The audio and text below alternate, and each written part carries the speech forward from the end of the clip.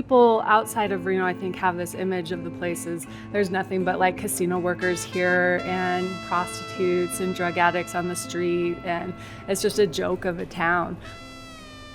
It's easy to make fun of Reno, I get that. But, having built a career here, having raised my family here, having grown up here myself, obviously Reno's a lot more than that. I've been telling Phil, it's so hard to describe Reno. It's like trying to describe your own face.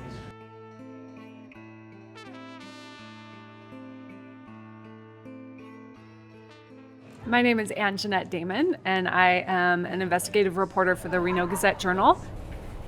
So this started as kind of a small story that had almost a prurient interest. Like, a reporter sees strip clubs, the public sees strip clubs, they're going to be immediately interested, well, what's going on there? But I didn't necessarily think it was going to explode into this kind of conflict that's really enveloped the entire city. And the reason why it's done that, why this fight over where strip clubs should be located in a city has grown so large, I think is because of the larger evolution or battle that's on the stage here over how the city of Reno is charting its course into the future. I'm not anti-business. I'm not anti-adult business. I just don't think they belong in downtown Reno's core. You're taking the business away from its clients and driving it out of business. That's what you're doing. That's what all these lawsuits are going to be about. So Reno has just a supremely colorful history.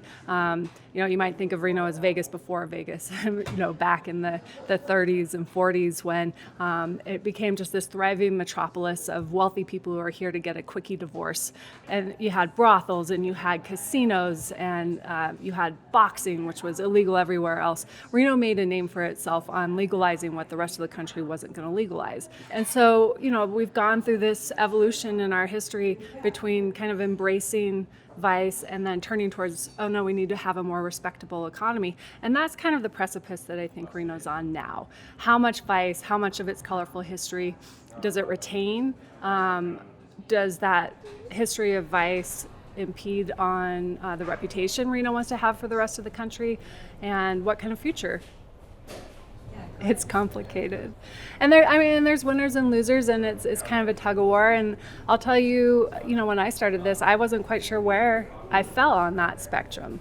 I want Reno to have grit. I don't want Reno to be this kind of sanitized version.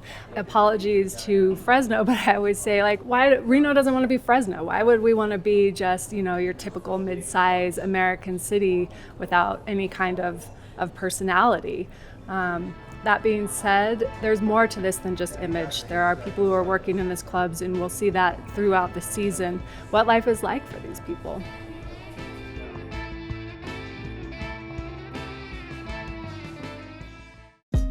Hey, thanks for watching. If you like this video, check out these other videos from USA Today to stay up to date with all the latest news.